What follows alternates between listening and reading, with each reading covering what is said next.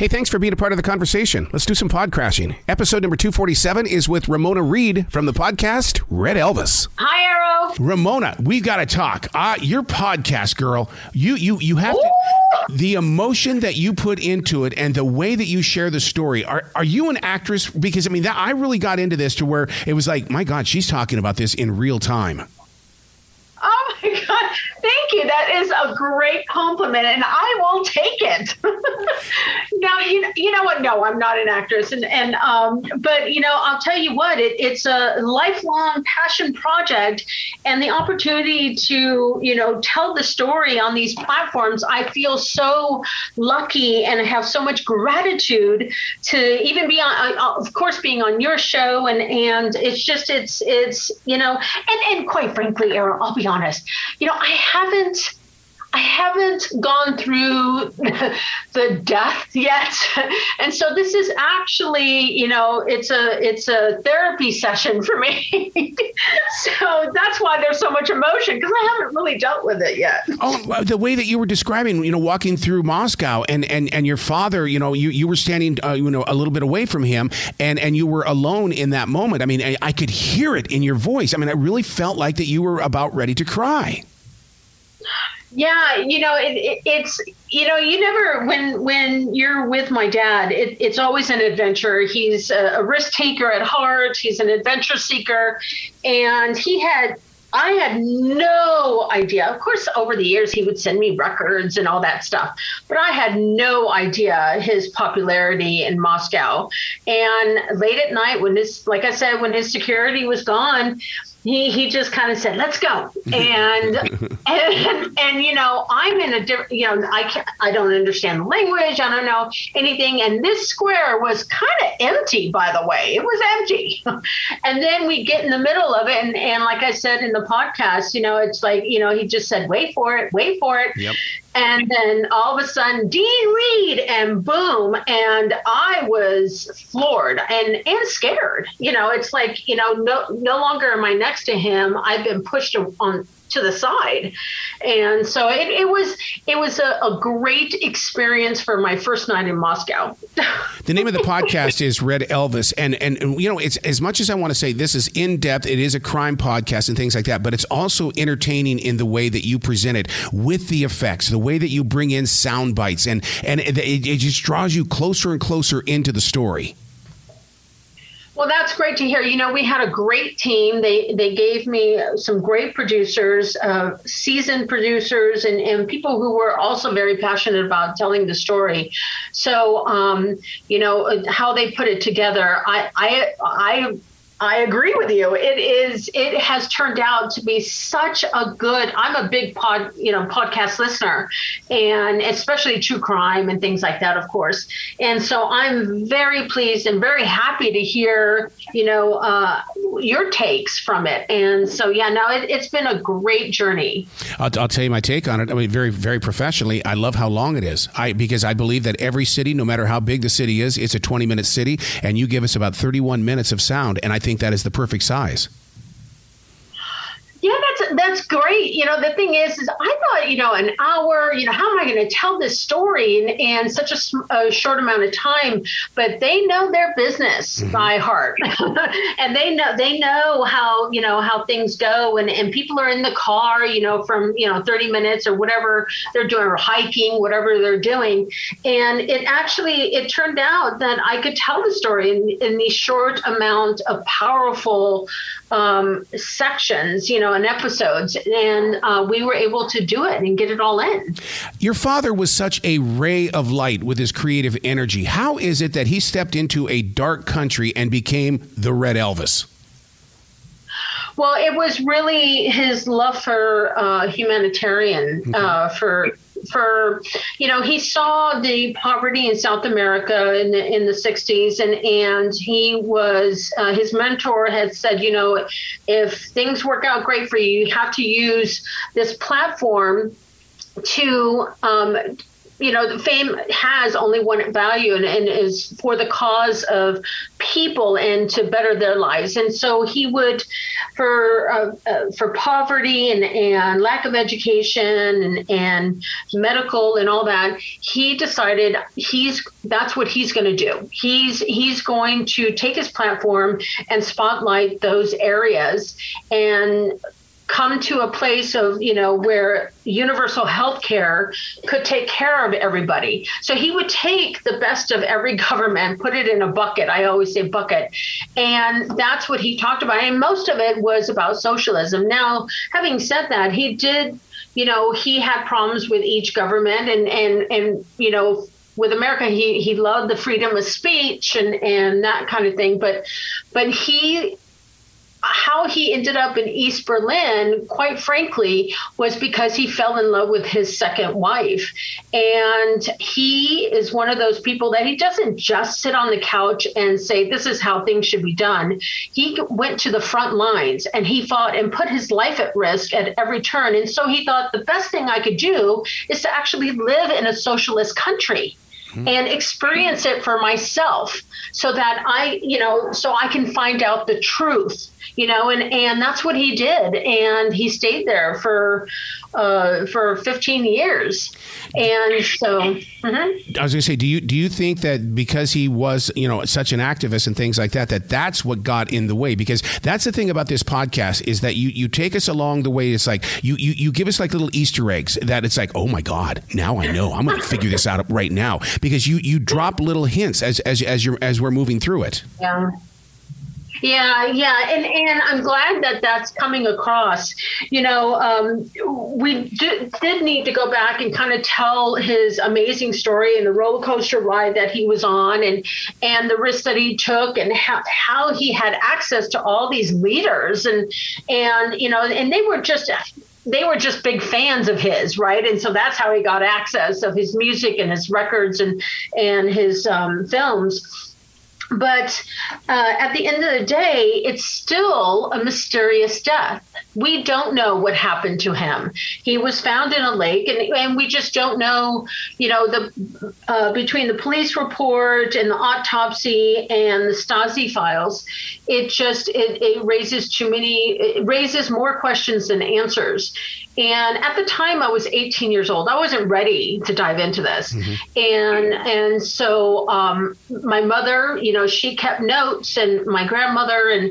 And so now I've spent 2 years dedicating myself to look everything over, digitalize everything, and see what the timeline is, and talk to certain people and discover that, it's a little, like I said, too many questions. It's a little too mysterious. There's too many red flags, and there's too many people who would benefit for him to not be there. And so that's what we're headed to. We're headed to investigating it. Well, you clearly state that this was not done by a professional, because if it had been the KGB or somebody like that, they would have professionally done the job. But there's a lot of mistakes in this. Yes.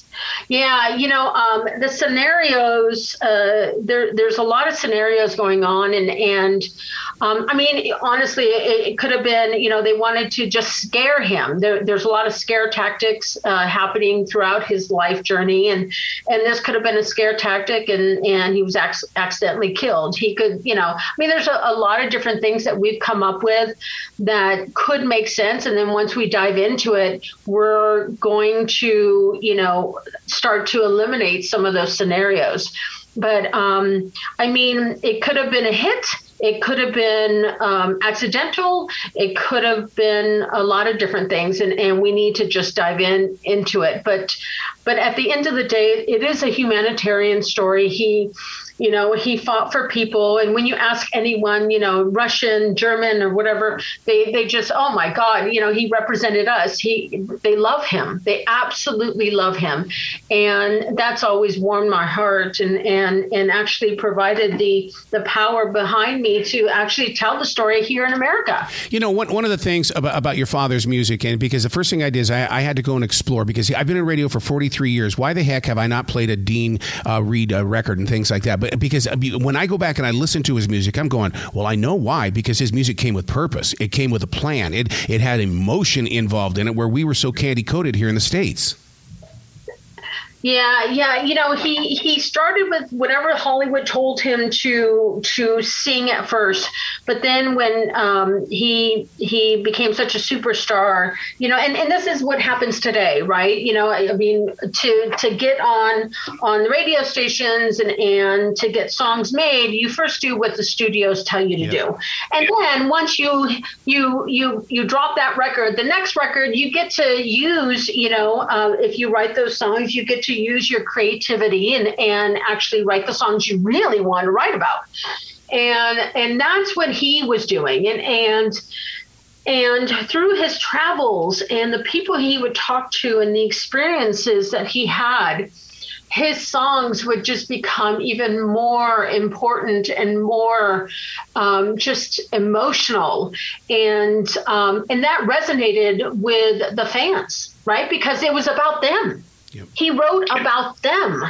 And that was something that in those countries, people weren't really doing, not on that level anyway, not on such a high level.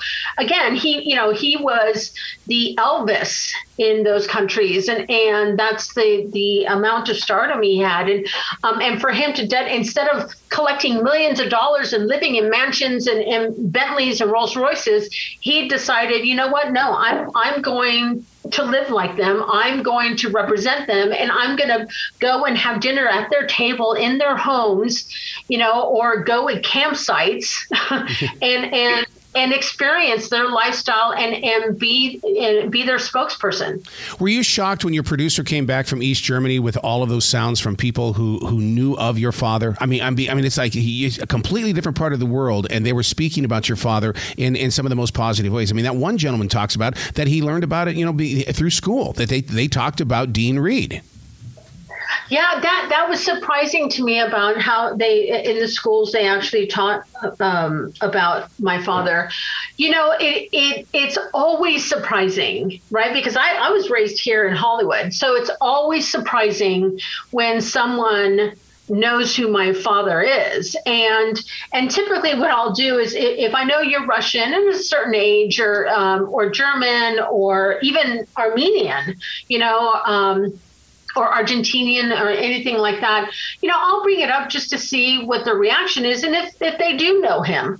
And the response is always I've heard so many positive things about him, and it touches my heart. And I can't believe it. I'm always surprised, and it's wonderful to know that he was so many people's hero, and that they really looked up to him as their ambassador.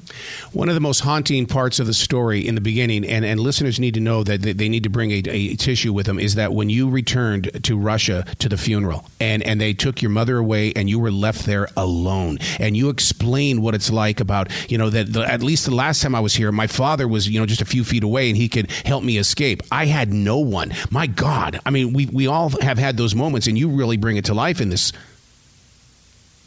Thank you. Again, I haven't done therapy yet, so I'm going through therapy now, as far as telling the story, but it is, that was such a powerful moment. I didn't know that at the time. At the time, you're just trying to survive. You're just trying to get through it, and you're basically just going along. You're just this thing just going along, and there were like I said, strange people on each side of me walking me through, and it felt like a mile down rows and rows of mourners. And the sound and the sight and everything just was overwhelming. And I just kind of went through it. And then when they played his song over the loudspeaker so everyone outside could hear, and it was Give Me a Guitar, and it just, but listen, I'm a daughter. My father was mysteriously, died. So this is a feeling, like you said, that universally everyone feels when you lose someone so dear.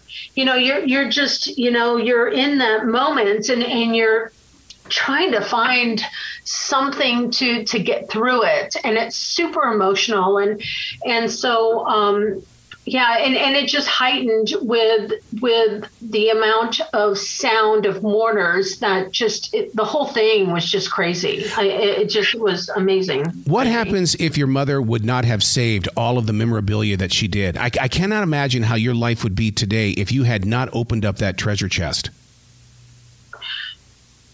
Yeah, I don't know about you, but when I turned 50, it was, and my mom passed. She was a valedictorian in college in Alabama, and she was a journalist, and she was, she was actually his manager in the 60s and his publicist. And you could always tell her pictures that she took, because she would have him look to the left or look up to the right, all these poses. But she wrote notes on absolutely everything. And also she was, a frustrated writer. So she wrote scripts and she wrote timelines, and she tried to get me throughout those years, from the end of the 80s until, the 2000s. She tried to get me involved, and I wanted to live my life, and I got married and all that kind of stuff. I wasn't ready. And so then when she passed, I thought, I need to look at my life a little bit and see what I want to do and what's left to do. And suddenly, she was the matriarch. She handed the baton to me, and I decided, it's my responsibility to take this baton, learn about it.